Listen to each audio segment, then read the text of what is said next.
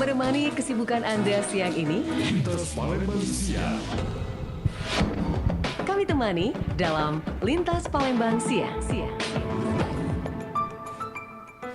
92,4 FM Pro 1 RRI Kanal Inspirasi. Pendengar, langsung saja kita mengikuti dialog interaktif tangga bencana mengenai kesiapsiagaan dalam menghadapi potensi bencana hidrometeorologi pada saat peningkatan curah hujan 2022 langsung dari ruang media center Basarnas Palembang bersama rekan kami Nadiar.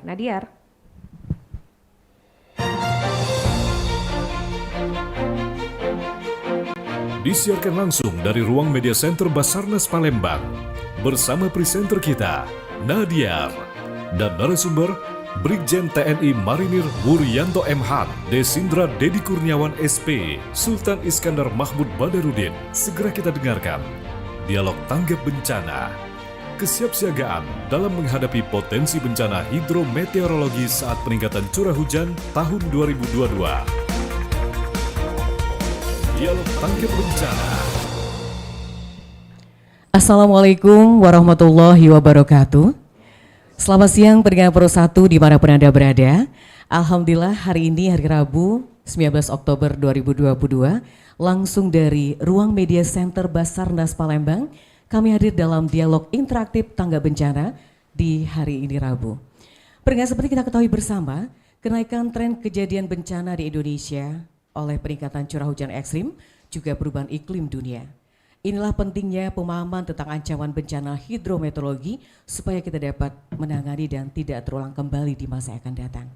Nah pendengar, hal inilah yang akan kita bahas bersama dalam dialog interaktif pagi hari ini melalui dialog interaktif tangga bencana dengan topik kita adalah kesiapsiagaan dalam menghadapi potensi bencana hidrometeorologi pada saat peningkatan curah hujan 2022.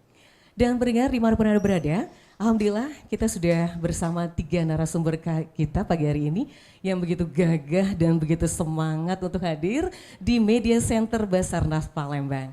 Yang pertama kami kenalkan yakni Brigjen TNI Marinir Wuryanto M. Han, Direktur Operasi dan Latihan BNPB Basarnas Pusat. Assalamualaikum Pak Wuryanto. Iya, silakan. Waalaikumsalam warahmatullahi wabarakatuh. Apa kabar Pak Wur? Baik Mbak, terima kasih. Iya, sehat selalu, tetap semangat nih Pak Wur ya. Baik, yang kedua kita menuju dulu ke yang agak di depan kita sebelah kanan. Ini Bapak Desindra Dedi Kurniawan SP, Kepala Stasiun Meteorologi BMKG SMB 2 Palembang. Assalamualaikum Pak Desindra. Waalaikumsalam warahmatullahi wabarakatuh. Iya, apa kabar nih Pak Desindra? Alhamdulillah sehat. Luar biasa. Iya. Baik. Selamat pagi juga untuk pendengar RRI.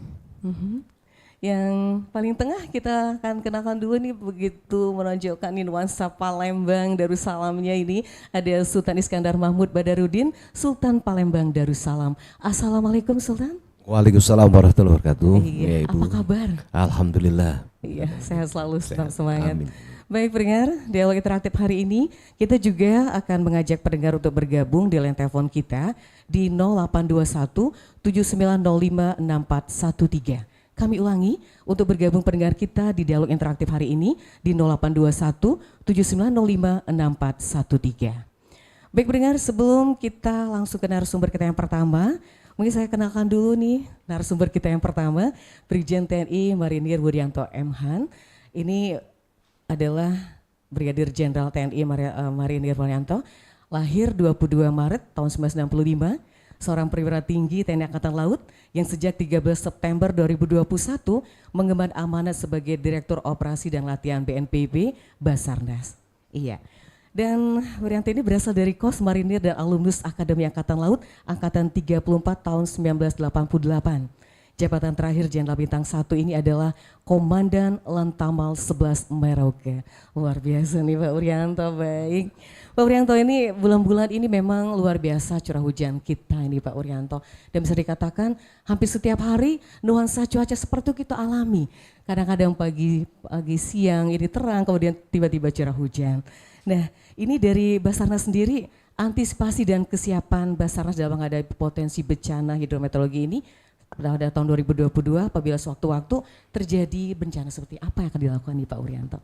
Ya. Baik, terima kasih Mbak. Jadi sebelum menjawab antisipasinya kayak apa untuk menghadapi bencana hidrometeorologi ini, mungkin perlu kita sampaikan dulu bahwa sesuai dengan Undang-Undang Nomor 29 tahun 2014 bahwa Basarnas adalah merupakan lembaga negara yang mempunyai tugas melaksanakan operasi pencarian dan pertolongan, baik dari kecelakaan, apakah itu pesawat, kapal, kemudian termasuk dengan bencana. Jadi oleh karenanya memang ini sudah menjadi tugas Basarnas untuk setiap saat mengantisipasi ya segala kemungkinan yang akan terjadi kedaruratan kepada manusia yang perlu mendapatkan perhatian, saya kira itu. Khusus dengan menghadapi cuaca ekstrim yang sekarang terjadi banyak sedang berlangsung ya. Seperti kita ketahui memang sudah cukup banyak daerah-daerah yang mulai kena banjir begitu. Jadi untuk mengantisipasi ini memang sebenarnya kita Basarnas dalam 1 kali 24 jam sudah melaksanakan siaga kita. Jadi kita mulai dari di pusat ada kita punya Basarnas Command Center ini yang monitor seluruh kantor SAR di seluruh wilayah Indonesia. Mereka juga melaksanakan siaga selama 24 jam. Ini untuk mengantisipasi itu. Kemudian yang berikut kita tahu bahwa daerah-daerah kita memang berpotensi menerima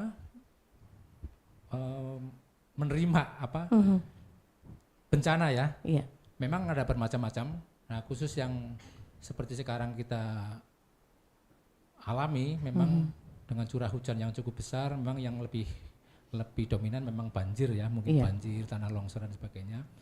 Nah, ini pada seluruh kantor SAR juga sesuai dengan kondisi cuaca atau iklim yang di daerahnya, ini juga kita membuat rencana kontingensi, Mbak. Jadi rencana kontingensi ini adalah suatu rencana tindak apabila terjadi misalnya yang kita paling mungkin terjadi di daerah tersebut, misalnya seperti di sini ada kemungkinan banjir begitu, kalau di tempat yang lain mungkin ada kecelakaan, lalu lintas kapal begitu, atau gempa bumi yang mungkin sering terjadi itu.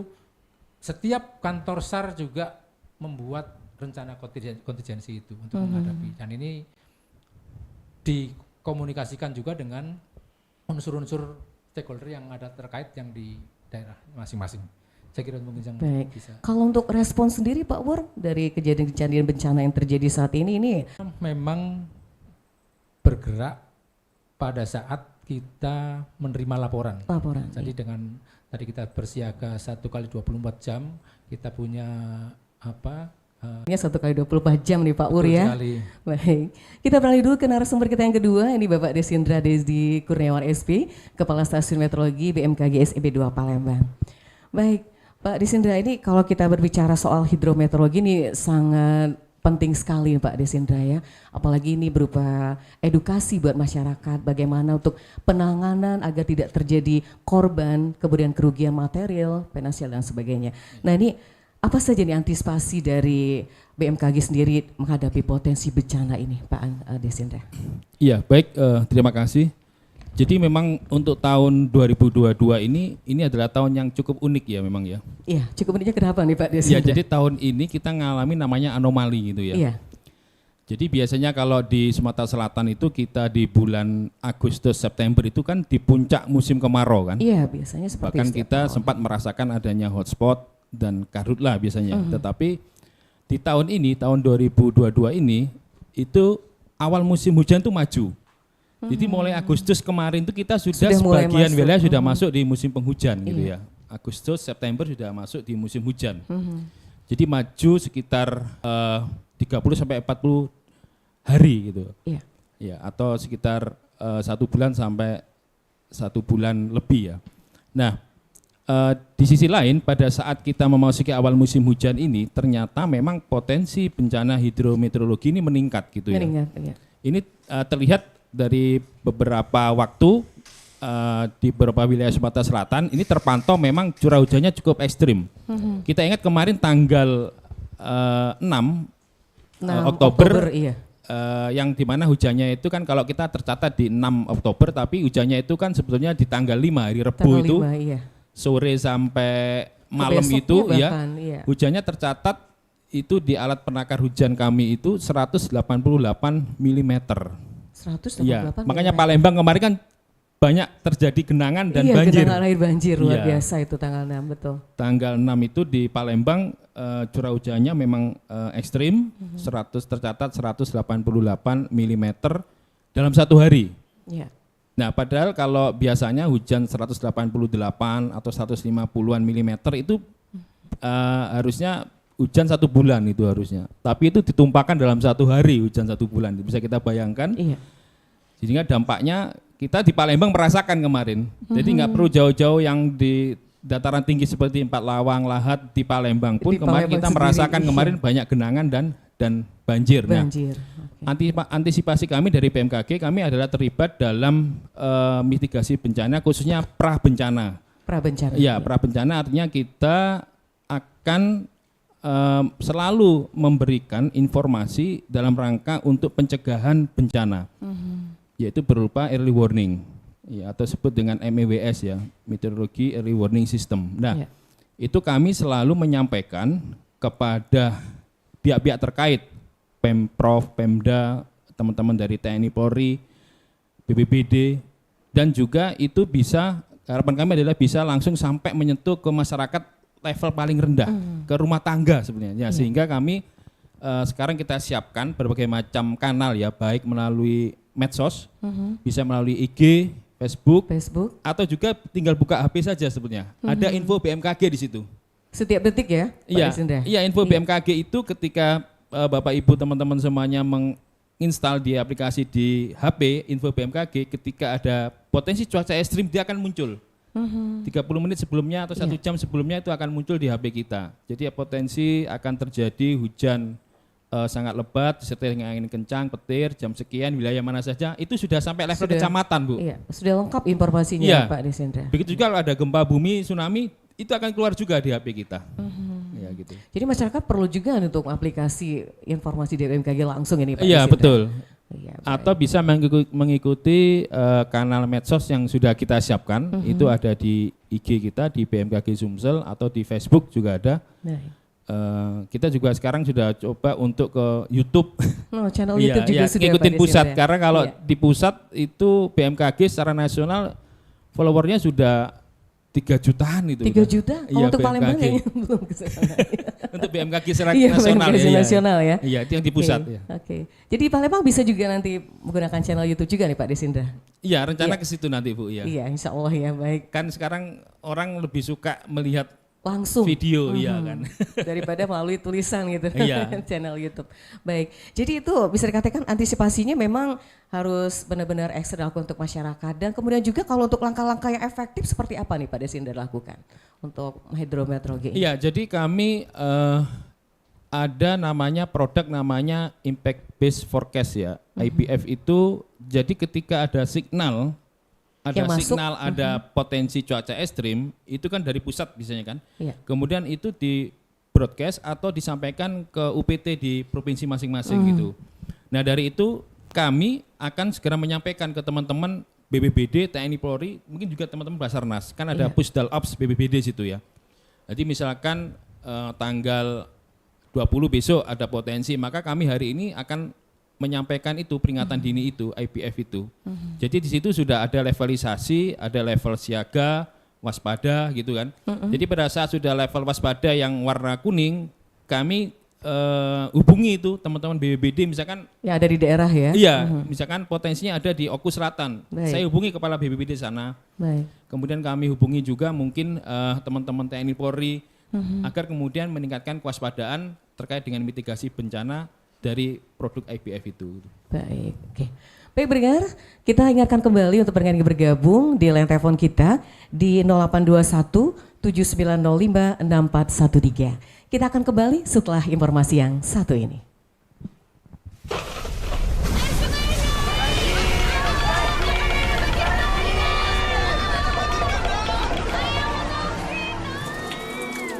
Kamu kena banjir ya, Pus. Kasihan, sini aku keringkan badanmu ya. Kasihan si Pusi ya, Ca. Abis orang-orang itu suka buang sampah di kali sih. Teman-teman, kita angkut sampah ini yuk ke tempat pembuangan sampah. Jangan dibuang di kali seperti orang-orang itu. Ayo! Mereka masih kecil, tapi mereka sudah berpikir cerdas. Bagaimana dengan Anda? Pesan ini disampaikan oleh Radio Republik Indonesia.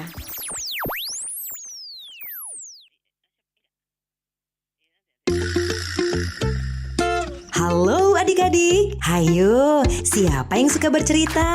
RRI Palembang mengadakan lomba bercerita anak tingkat Provinsi Sumatera Selatan tahun 2022 dengan tema Aku Bangga Padamu Pahlawan.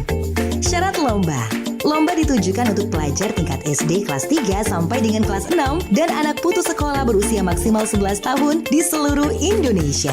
Perlombaan secara live di daerah, peserta menampilkan kemampuannya membawakan sebuah cerita tentang kebanggaan pada pejuang dan pahlawan di daerahnya. Durasi maksimal 7 menit, menggunakan ragam bahasa tutur. Pelajar SD aktif kelas 3 sampai dengan kelas 6 dibuktikan dengan surat keterangan dari sekolah. Anak putus sekolah berusia maksimal 11 tahun dibuktikan dengan akte kelahiran atau surat keterangan dari lurah atau kepala desa setempat. Peserta tampil layaknya seorang pencerita, boleh menggunakan alat peraga atau dengan hanya mengandalkan kemampuan bercerita. Sosok pahlawan yang digambarkan dalam cerita adalah sosok pejuang yang benar-benar ada dan bukan tokoh fiksi atau karangan. Materi cerita dapat bersumber dari buku-buku sejarah nasional maupun lokal. Pendaftaran dibuka mulai tanggal 7 Oktober sampai dengan 7 November 2022. Technical meeting akan dilaksanakan tanggal 8 November 2022. Pelaksanaan lomba tanggal 9 November 2022. Ayo, daftarkan segera ke RRI Palembang, Jalan Radio nomor 2, kilometer 4 Palembang, mulai pukul 8 sampai dengan 16 waktu Indonesia Barat setiap hari kerja. Informasi lebih lanjut, hubungi Bunda Resinta di 0821 7905 6413 atau bersama Bunda Ita Mariati di 0852 6969 4382. Juara 1 akan mewakili Sumatera Selatan untuk berkompetisi di tingkat nasional. Lomba Bercerita Anak 2022. Aku Bangga Padamu Pahlawan.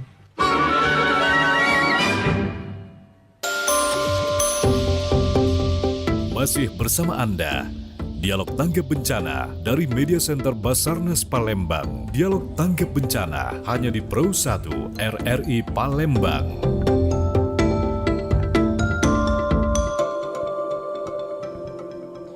Baik pendengar, masih bersama Dialog Interaktif Tanggap Bencana langsung dari Media Center Basarnas Palembang dengan topik kita kesiapsiagaan dalam menghadapi potensi bencana hidrometeorologi pada saat peningkatan curah hujan 2022. Baik, ini sudah ada yang bergabung di line telepon kita. Kita sapa dulu. Ya, selamat siang. Ya, Waalaikumsalam. Waalaikumsalam warahmatullahi wabarakatuh. Maaf, dengan siapa? Ini saya Winda dari Kertapati. Mbak Wina dari Kertapati. Silakan Mbak Wina, ada 3 narasumber kita. Oke, di sini saya mau bertanya, upaya apa sih yang harus dilakukan dalam pengurangan resiko bencana hidrometeorologi? Oke, itu saja. Iya Mbak. Baik, terima kasih. Terima kasih. Iya. Mbak Wina di Wassalamualaikum. Kertapati. Waalaikumsalam warahmatullahi wabarakatuh. Baik, Mbak Wina di Kertapati, hal-hal apa saja yang harus dilakukan agar bisa minimalisir resiko terjadi terhadap bencana? Ini yang akan menanggapi Pak Disin dulu mungkin? Iya, silakan. Oke, baik, terima kasih Mbak Winda yang sudah bertanya tadi terkait langkah-langkah antisipasi apa yang harus kita lakukan untuk menghadapi bencana hidrometeorologi ya. Betul. Ya, jadi bencana hidrometeorologi ini kan sebenarnya ada 2 ya, ada bencana hidrometeorologi yang basah, bansor ya, banjir, longsor, kemudian angin kencang dan sebagainya, atau bencana hidrometeorologi yang kering. Yang kering. Ya, jadi pada saat curah hujannya tidak ada, kita mengalami kekeringan, itu juga ada bencana namanya bencana hidrometeorologi kering. Biasanya kalau di Sumatera Selatan ini kita identik dengan titik api, hotspot, dan kebakaran hutan dan lahan. Ya. Jadi kalau untuk yang antisipasi menghadapi bencana hidrometeorologi yang basah, maka kami menghimbau kepada masyarakat untuk mengenali di mana kita tinggal gitu. Apakah kita itu tinggal di daerah dataran tinggi, ataukah di daerah bantaran sungai, atau kita itu tinggal di daerah perkotaan. Karena apa? Karena kita harus memahami bagaimana karakter dari lingkungan kita atau topografi tempat kita berada. Karena kalau biasanya di dataran tinggi itu kita waspada, biasanya selain dataran tinggi itu kan identik dengan adanya longsor biasanya kan, atau pergerakan tanah. Kemudian kalau di daerah bantaran sungai maka kita juga harus waspada terhadap banjir luapan sungai ataupun banjir bandang, banjir kiriman ya. Termasuk juga kita yang di perkotaan, kita harus waspada juga yang ada di Kota Palembang misalnya kan. Nah, bagaimana kondisi di tempat tinggal kita, bagaimana kondisi drainasenya, saluran selokan, saluran untuk air dan sebagainya, apakah bagus atau bagaimana ya. Karena kalau tidak perlu hujan ekstrim atau hujan lebat ya, kalau hujan sedang aja tapi kalau saluran selokan kita buntu ya, banyak sampah ya pasti akan terjadi genangan dan banjir juga gitu ya. Nah, apa yang kita lakukan adalah pertama tadi itu mengenal di mana kita berada. Mitigasi pertama adalah kita memahami karakter dari lingkungan kita berada gitu ya. Kemudian yang kedua kita harus juga memahami kondisi cuaca dan iklim yang ada di wilayah kita ya. Karena ini penting, saat ini BMKG sudah begitu banyak mengeluarkan informasi atau produk yang tujuannya adalah untuk mengurangi resiko baik itu korban harta benda maupun korban jiwa. Jadi kita mengharapkan zero victim gitu kan. Sehingga kami pun di BMKG itu ketika ada signal untuk potensi cuaca ekstrim itu kami sudah mengeluarkan press release ya. Terakhir kemarin dari pusat itu tanggal 9 sampai 15, kemudian kami juga membreakdown di tingkat provinsi dengan mengeluarkan press release juga agar untuk siaga di seluruh kabupaten yang ada di Provinsi Sumatera Selatan. Termasuk juga sudah ada SK dari Gubernur, ya Pak Gubernur juga sudah mengeluarkan surat untuk kepada kepada Bupati atau Wali Kota untuk siaga bencana hidrometeorologi basah ya. Nah kemudian masyarakat hendaknya selalu mengupdate informasi dari BMKG, ya itu yang paling penting. Jadi kami sudah menyiapkan berbagai macam informasi. Kami mohon masyarakat untuk bisa mendapatkan informasi itu secara cepat dan langsung gitu ya. Tujuannya apa? Ketika nanti ada peringatan dini dari BMKG itu masyarakat sudah tahu gitu. Sudah tahu. Iya, besok misalkan ada potensi hujan lebat misalkan di Oku Selatan gitu ya. Sehingga masyarakat bisa antisipasi lebih awal gitu. Jadi bukan mengupdate status aja ya Pak Desindra ya. Ya jadi mengupdate juga BMKG itu sangat penting gitu. Baik itu saja Pak Desindra mungkin yang dijawab karena ini memang di tahun ini kita ini sudah di bulan Oktober aja sudah banyak kita real merasakan bagaimana curah hujan yang cukup tinggi di wilayah Palembang dan sekitarnya ya. Dan ini akan terus meningkat gitu.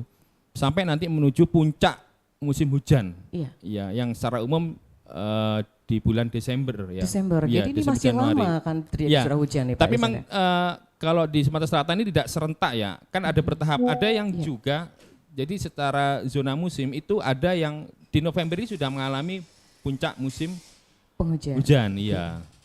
Baik. Jadi nanti November itu ada, Desember juga ada. Jadi akan bertahap gitu. Kita ini akan semakin menuju ke puncak musim hujan gitu. Jadi hendaknya masyarakat selalu waspada. Iya, selalu waspada itu kuncinya ya Pak Betul, Desindra. iya. Baik, itu Mbak Wina yang ada di Kertapati sudah ditanggapi oleh Pak Desindra. Kita beralih ke narasumber kita yang ada di tengah ini, Pak Sultan Iskandar Mahmud Badarudin. Baik, Pak Sultan, kita ingin tanya nih, kalau kita kaitkan dengan kearifan lokal Sumatera Selatan yang luar biasa, dengan kesiapsiagaan kita untuk bencana hidrometeorologi ini seperti apa nih Pak Sultan?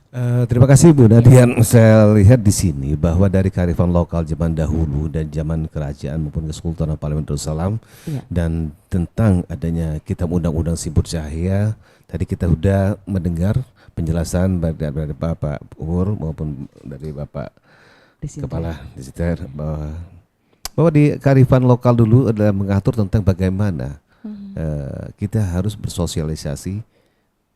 Seumpamanya ini, kalau ada batang atau pohon sialang itu tidak boleh ditebang ke arah sungai. Oh itu ada aturan adat yang berlaku di Undang-Undang Sibut Cahaya. Tidak boleh dia untuk bisa menghalangi daripada arus sungai yang berlaku. Kemudian ada bakar dusun, adat dan yang lain-lainnya itu banyak yang termaktub di dalam hal-hal sehingga kearifan local wisdom dan ini bakar dusun sehingga apa tadi yang jadi apa namanya ini titik hotspot karhutla itu tidak ada. Dan saya ingatkan di sini dari zaman dahulu harusnya hukum adat itu tetap berlaku.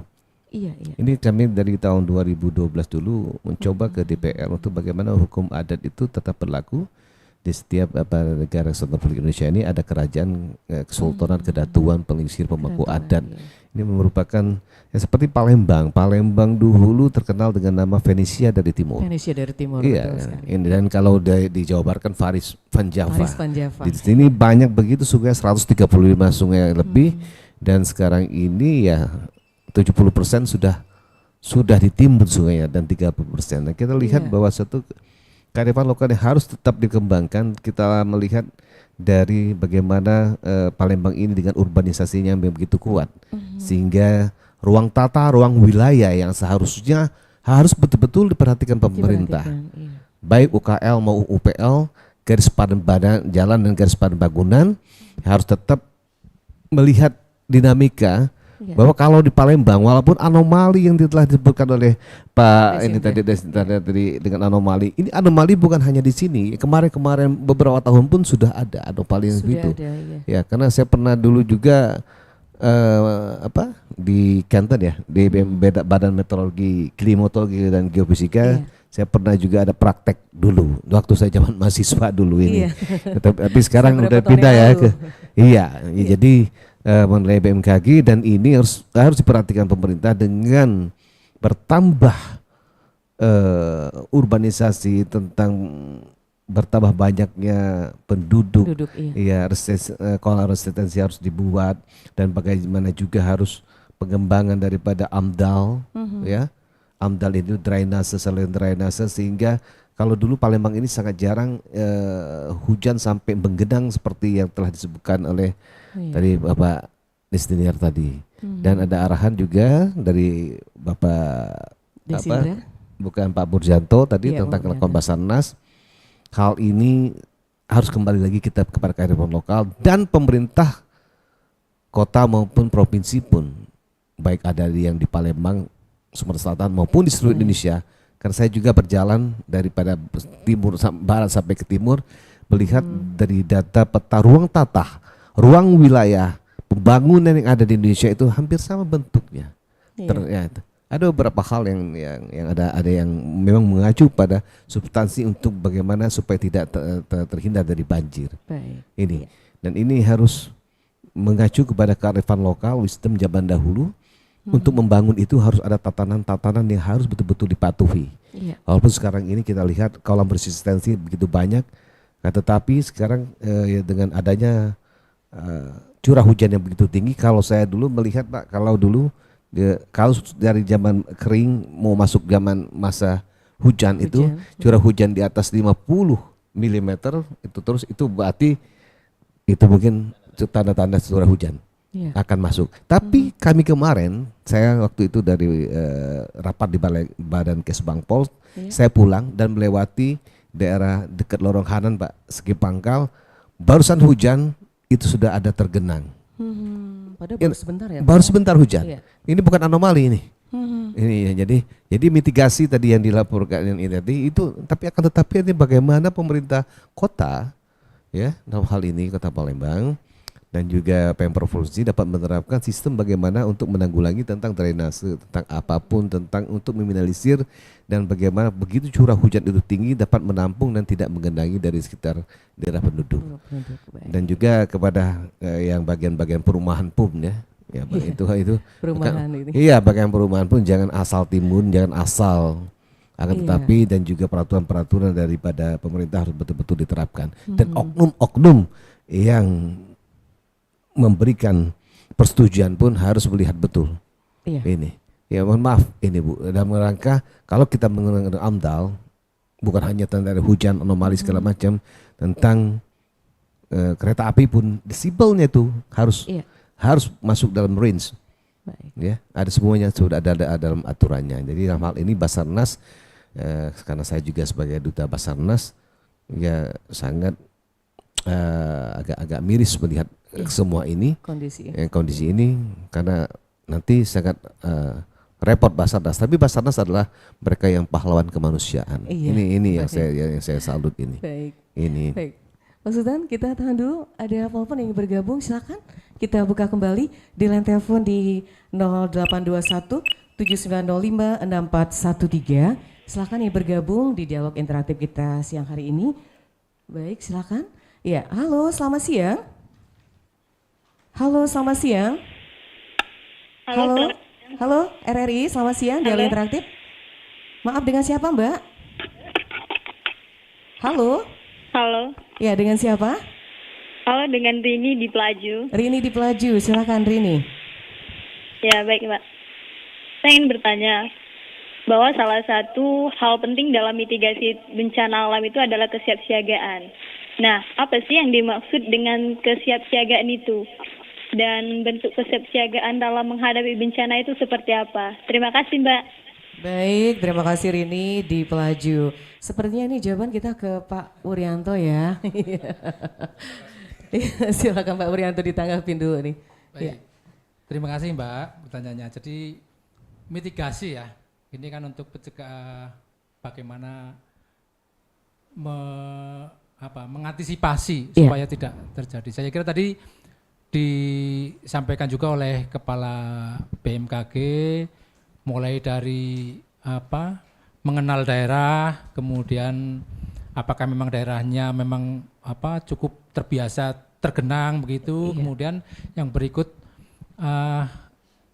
memperhatikan ya cuaca yang terjadi pada saat itu sehingga langkah-langkah apa yang akan kita perbuat apabila terjadi misalnya katakanlah tadi dengan hujan yang cukup lebat, lama, kemudian banjir, kita sudah bisa mengambil langkah. Yang berikut tadi juga disampaikan Bapak Sultan bahwa memang ya itu kita juga harus untuk mitigasi ini ya memang harus patuh dengan tadi salah satu kearifan lokal itu untuk misalnya dalam pembangunan ya termasuk di mungkin bagaimana membuat drainase di perumahan begitu. Saya kira itu mungkin yang untuk langkah-langkah mitigasinya ya. Saya kira itu mungkin yang mitigasinya. Baik, itu ya Mbak Rini di Pelaju sudah ditanggapi oleh Pak Wuryanto. Kembali ke Wuryanto nih, kita kembali dulu ke tema kita nih Pak Wuryanto. Kalau tadi sudah berbicara soal langkah-langkah, kemudian bagaimana respon. Nah ini kalau kita berbicara soal kompetensi, kemampuan dari Basarnas sendiri ini seperti apa nih Pak Wuryanto untuk menghadapi bencana atau kesiapsiagaan ini? Baik, terima kasih Mbak Nadia. Jadi memang Basarnas sendiri ini sudah menjadi anggota INSARAG, yaitu International SAR Advisory Group.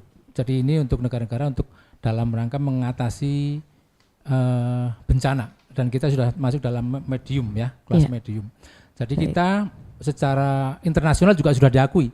Kita mempunyai semacam akreditasi. Jadi kita sudah terakreditasi, bahkan kita artinya kita sudah diakui bisa melaksanakan untuk mengatasi apabila ada terjadi bencana di tingkat nasional, bahkan kita juga bisa diperbantukan di tingkat internasional apabila di negara-negara tetangga, sahabat yang terjadi memerlukan bantuan kita.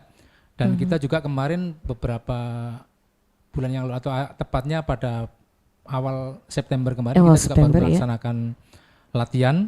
Jadi memang kemarin yang kita laksanakan di Bali dengan kurang lebih peserta sampai 20 negara. Kita jadi tuan rumah. Memang kemarin lebih banyak untuk menghadapi gempa bumi ya. Jadi earthquake. Jadi kemarin karena ada megatrust ya yang kita kebetulan kita akan melaksanakan presidensi G20 di Bali. Kita kemarin melaksanakan latihan di Bali juga. Saya kira itu, dan seluruh kantor secara bertahap kita akan laksanakan nasional akreditasi. Jadi kita akan semuanya terakreditasi untuk bisa kemampuan dalam melaksanakan. Jadi benar-benar berkompetensi ya Pak Wuryanto ya.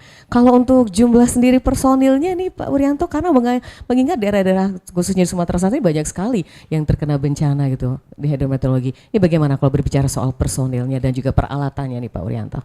Baik, nah sekarang bicara personil Basarnas. Kalau memang secara nasional mungkin kita baru 4.000-an Mbak. 4.000? Iya. Itu tersebar di seluruh Indonesia. Se-Indonesia. Dengan mungkin sekitar 2.000-an sebagai rescuer ya. Dari sekian personil itu termasuk di kantor pusat. Kemudian kita punya 34 kantor SAR. Kantor SAR ya? 43 ya? 43 kantor SAR seluruh Indonesia. Kemudian ada terbagi menjadi lagi 77 pos SAR. Jadi dari beberapa kantor SAR itu kita punya dipecah kembali. Ya, ada pos, kemudian ada sebanyak 63 unit siaga. Kalau bicara jumlah memang dari tiap-tiap daerah memang sangat kecil. Tetapi memang kita selama ini untuk melaksanakan operasi SAR itu memang kita tidak pernah sendiri Mbak. Dibantu. Jadi, ya. Selama ini juga kita melaksanakan operasi SAR mesti mengklaim bahwa itu adalah operasi SAR gabungan. Sehingga kita akan bekerja sama dengan potensi yang ada di setiap daerah. Apakah itu dari BPBD, TNI Polri, beberapa termasuk pemerintah setempat juga Pak Wuryanto. Jadi dari komunitas masyarakat yang peduli terhadap misalnya kayak bencana begitu, kita itu demikian. Baik, pendengar, kita akan lanjutkan kembali dialog interaktif kita hari ini. Kita akan kembali setelah informasi yang satu ini. Hai netizen, kalian bisa lihat ya, baru aja sebentar hujan ini di depan rumah aku udah banjir. Jadi aku tunggu langsung komentar pedas kalian. Udah ada masuk komentar dari E_G, katanya pemerintah nggak becus. Aduh. Terus ada lagi dari Spasita, katanya banjir salah pemerintah. Wah. Lagi-lagi ada lagi nih dari... Astaga, emang dengan begitu banjir bisa surut? Yang ada nih ya, aku menyesal tahu nggak? What? Menyesal? Kenapa? Ya karena aku doyan buang sampah ke selokan, tapi nggak rajin untuk membersihkan. Aku juga gitu sih. Aduh guys, ternyata komentar pedas kalian gak membuat banjir ini cepat surut, malah membuat alam semakin cemberut. Kita pun jadi takut karena banjir, harta benda jadi hanyut. Pesan ini disampaikan Radio Republik Indonesia.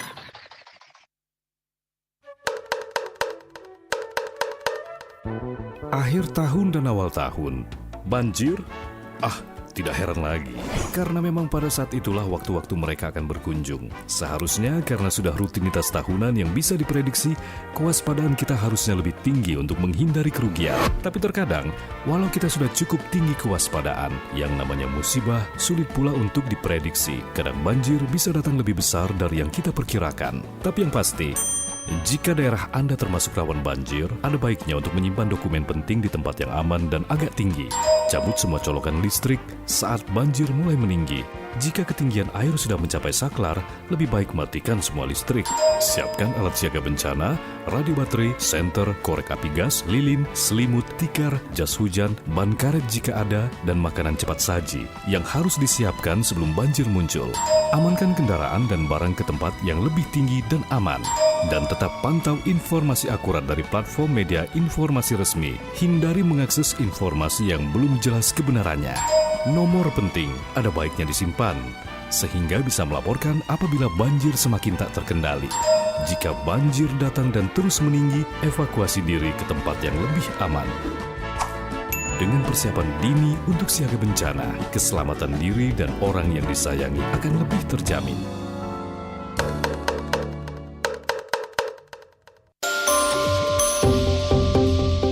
Masih bersama Anda, Dialog Tanggap Bencana dari Media Center Basarnas Palembang. Dialog Tanggap Bencana hanya di Pro 1 RRI Palembang.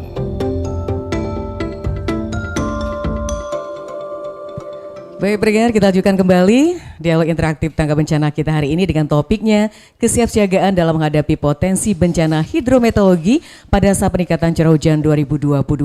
Bersama 3 narasumber kita, yakni Brigjen TNI Marinir Wuryanto M.Han, Direktur Operasi dan Latihan BNPB Basarnas, kemudian Desindra Dedi Kurniawan SP, Kepala Stasiun Meteorologi SMB 2 Palembang, dan Sultan Iskandar Mahmud Badarudin, Sultan Palembang Darussalam. Silakan pendengar, ini sudah berdering telepon, kita angkat dulu di 0821 7905 6413. Kita sapa dulu. Ya, selamat siang. Halo, selamat siang. Halo, selamat siang. Halo, selamat siang Bapak narasumber. Iya, dengan siapa Mbak? Saya Sisi dari KM5. Sisi? Iya, silakan Sisi. Saya ingin bertanya, apa aja sih dampak bencana hidrometeorologi? Dampaknya ya? Iya, Mbak. Iya, itu saja di Sisi. Oke, baik, terima kasih. Baik, terima kasih untuk Sisi, kayaknya masih muda banget di kaum milenial kayaknya. Luar biasa udah mantau siaran kita di Dialog Interaktif. Sepertinya pas kali nih Pak Des sudah menanggapinya nih, silakan. Ya, baik, terima kasih. Saya panggil Dek apa Mbak ini ya? Dede aja, ya? Dede Sisi. Ya. Adik Sisi ya. Baik, terima kasih Adik Sisi yang sudah bertanya di RRI ya. Terkait dengan bencana hidrometeorologi itu apa saja. Tadi sudah saya jelaskan sebelumnya sedikit ya. Jadi bencana hidrometeorologi itu ada 2 sebetulnya kan. Ada hidrometeorologi basah dan hidrometeorologi kering. Baik. Yang basah itu peningkatan curah hujan sehingga kita mengalami banjir, longsor.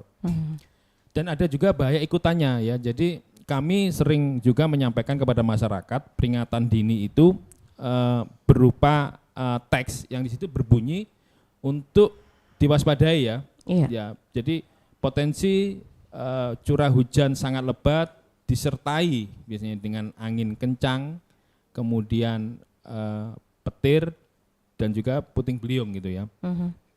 Nah, itu salah satu dampak dari bencana hidrometeorologi itu disebabkan oleh cuaca ekstrim ya.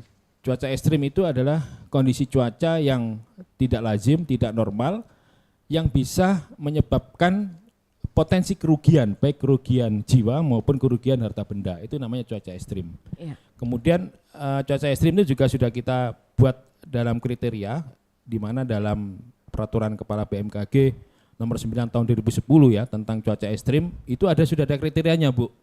Jadi kalau misalkan di laut gelombang tinggi misalkan di atas 2 meter itu sudah termasuk cuaca ekstrim. Iya. Kemudian beda gitu jarak ya. pandang, visibility kurang dari 1 kilo atau 1000 meter. Iya. Kemudian kecepatan angin di atas 25 knot dan untuk curah hujan itu kita batasannya adalah 50 mm dalam 1 hari atau 20 mm dalam 1 jam. Baik. Jadi kalau misalkan ada hujan walaupun tidak lama tapi dalam 1 jam itu sudah mencapai di atas 20 mm itu sudah kategori ekstrim. Nah, dampaknya adalah tadi itu ketika ada hujan ekstrim, hujan sangat lebat, yang perlu waspadai adalah banjir terutama, genangan ya. Yeah. Ya, kemudian juga adanya juga selain banjir adalah longsor. Ya, longsor ini kita waspadai karena ini bencana ikutan gitu kan. Jadi pada saat mungkin kering tanah itu dan terjadi hujan yang ekstrim, yang sangat lebat, itu sangat sekali mudah, tanah itu mudah bergerak gitu. Yang ini sangat berbahaya juga untuk masyarakat yang berada di topografi yang dataran-dataran tinggi. Kemudian juga ada cuaca ekstrim itu berupa angin. Nah ini kita perlu waspadai juga pada saat ini sampai nanti kita mengarah ke puncak musim hujan, perlu diwaspadai juga potensi angin kencang. Iya, angin sangat kencang atau kecepatan angin ekstrim ya.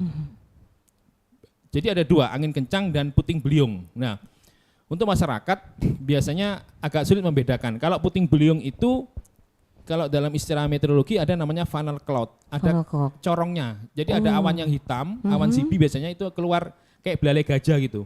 Oh seperti itu, Ya, puting beliung gajah. itu ya, Ya Pak puting Desindra. beliung, Iya. ya. Puting beliung. Nah funnel cloud itu kemudian kalau tidak sampai ke permukaan tanah disebut funnel cloud aja dia, awan corong aja. Tapi kalau sudah sampai menyentuh permukaan tanah disebut puting beliung. Iya. Kalau di Amerika disebut tornado sebelumnya kan. Oh iya. Angin tornado. Cuma di Indonesia kan skalanya skala Fujita skala 0 sampai 1 aja ini.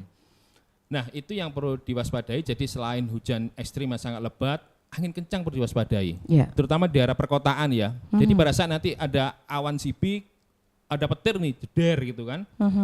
Nah apalagi hujan lebat, hujan shower, itu teman-teman kalau misalkan mau berlindung harus hati-hati. Pertama jangan di bawah pohon yang sudah rapuh gitu kan. Iya. Karena apa? Karena kejadian juga ketika berlindung di bawah pohon, apalagi itu tidak menjaga jarak dekat dengan pohon, ketika pohonnya kesambar petir, orangnya kena pasti. itu energinya bisa loncat ke kita. Loncat ke manusia. Iya. Oke. Jadi kalau kena petir seperti itu seperti apa Desindra perlindungannya Pak Desindra? Ya itu kalau petir harusnya masuk ke dalam rumah. Dalam rumah. Ya, dalam rumah. Kalau di tanah lapang segera, misalkan petani nih, ada dari kebun petir, gitu ya, kan? segera ini pulang untuk di rumah aja gitu, karena itu yang lebih aman gitu. Baik, itu untuk Mbak Sisi ya, sudah dijawab sama Pak Desindra. Dan banyak juga sebetulnya ini untuk mitigasinya. Iya. Terima kasih. Baik. Kita ke Pak Sultan dulu nih Pak Sultan. Kita berbicara soal dukungan sendiri nih dari Sultan Palembang Darussalam untuk kesiapsiagaan menghadapi potensi hidrometeorologi ini seperti apa nih? Iya, Pak kita sangat mendukung sekali beberapa waktu yang lalu, beberapa bulan lalu. Ya kita dengan Basarnas juga ada yang tenggelam di Kampung Muaro dan alhamdulillah sudah ditemukan. Tapi saya juga menghimbau kepada baik pemerintah maupun pemerintah pusat ya untuk dapat kiranya alat yang lebih canggih lagi untuk diperbantukan di Basarnas di seluruh Indonesia. Iya. Ya, alat super canggih lagi. Seperti kita lihat dulu ada namanya Swiss drone yang bisa tinggi sampai berapa 2.000 sampai 3.000 kaki. Dia bisa memantau dan dengan jarak jauh, dan beberapa peralatan-peralatan yang lain lagi seperti kita juga lihat bencana di Palu di mana tim dari Basarnas sangat kesulitan mengevakuasi hotel yang bencana yang runtuh dengan kekurangan alat loader, ekskavator untuk memecah, dan banyak korban yang ada di sana.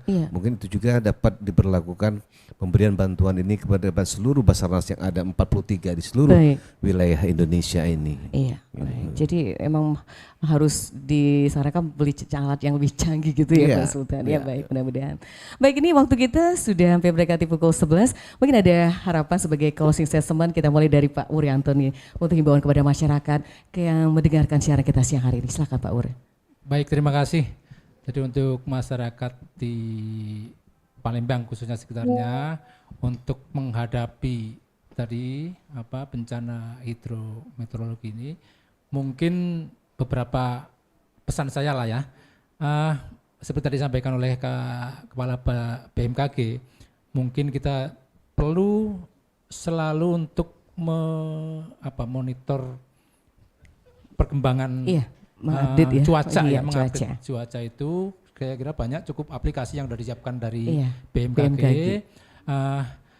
Jadi kemudian melihat mengikuti cuaca yang berlaku pada saat itu sehingga bisa lebih berhati-hati mau melaksanakan kegiatan. Apakah mau dengan bepergian begitu ya. kemudian dengan kondisi di rumah sendiri bisa kita persiapkan. Yang berikutnya saya kira untuk apabila sudah terjadi barangkali, mudah-mudahan tidak ya. Iya, mudah-mudahan. Jadi kita punya jangan sampai. Kita punya kontak center di Basarnas itu 115, sehingga apabila memang setiap saat terjadi ada hal yang perlu mendapat bantuan kepada Basarnas itu adalah kontak 115. Mungkin sesuai dengan kode area di wilayah masing-masing. Secara nasional seluruhnya di 115 adalah kontak center kita untuk apabila masyarakat memerlukan bantuan kita. Iya. Saya kira itu mungkin. Jadi ya sekali lagi memang selalu mengikuti kondisi cuaca yang berlaku saat itu, berhati-hati. Kemudian ini tidak saja misalnya banjir saja ya, karena kalau dengan cuaca ini berkaitan dengan tugas kita juga, berkaitan dengan nantinya harus mencari, menolong dan menyelamatkan kalau ada korban. Saya kira apabila akan misalnya untuk nelayan ya, mau berangkat melaut misalnya, melihat kondisi cuaca, kemudian menyiapkan sarananya, misalnya perahunya, mesinnya harus siap ya Pak Wuryanto. Kemudian apabila berkendaraan juga demikian. Jadi tidak membuat nanti perlengkapan kita, sarana kita terganggu karena cuaca yang ekstrim tadi itu. Saya kira itu. Baik, terima kasih Pak Ur. Kemudian kepada Sultan mungkin ada harapan untuk masyarakat dan juga sebagai closing statement kita siang hari ini, silakan. Ya, harapan saya ya dalam hal ini kita untuk tetap menjaga membuang sampah pada tempatnya. Ya. Jangan membuang sampah di sungai, jangan membuang sampah yang memang bukan tempat peruntukan untuk sampah. Terus melihat dan bekerja sama seperti yang dicontohkan oleh Bapak Wali Kota. Dulu tiap minggu dia bersih-bersih sungai ataupun kolam itu. Ya, ini harapan saya tetap menjaga kebersihan, jangan sampai drainase ini terhambat sehingga menimbulkan dampak banjir lebih dalam. Iya, terima kasih Sultan. Yang terakhir Pak Desindra sebagai konsistemen siang hari ini. Ya baik, terima kasih. Kami menghimbau kepada masyarakat Sumatera Selatan untuk selalu waspada terkait dengan potensi bencana hidrometeorologi basah ya, khususnya basah di musim penghujan di tahun ini. Ya kami mohon kepada masyarakat untuk selalu mengupdate dan mengakses informasi dari BMKG. Kami dari BMKG SMB 2 Palembang itu sudah menyediakan berbagai macam informasi kepada masyarakat. Harapannya memang informasi ini tidak hanya sampai di teman-teman wartawan, media, ataupun stakeholder yang ada seperti Pemda, Pemprov, teman-teman TNI Polri, tapi harapan kami adalah informasi dari BMKG ini bisa sampai menyentuh ke level masyarakat yang paling rendah, ke rumah tangga kalau perlu ya. Dan agar informasi itu kemudian bisa digunakan oleh masyarakat untuk melakukan mitigasi bencana secara mandiri.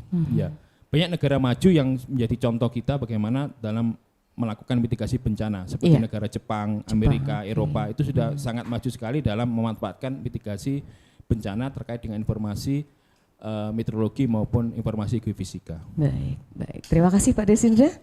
Baik, sama-sama. Pendengar, inilah dialog kita hari ini, dialog interaktif tangga bencana dengan topik kita kesiapsiagaan dalam menghadapi potensi bencana hidrometeorologi pada saat peningkatan curah hujan 2022.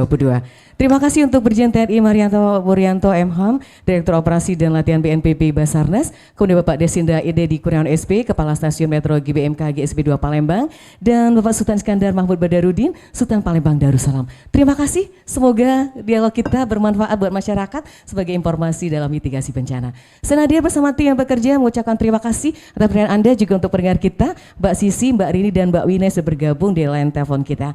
Selamat siang dan kita tutup dengan ucapan wassalamualaikum warahmatullahi wabarakatuh.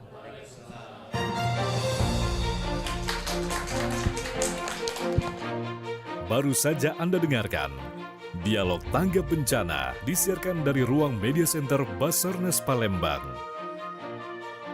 Terima kasih atas perhatian Anda. Sampai jumpa.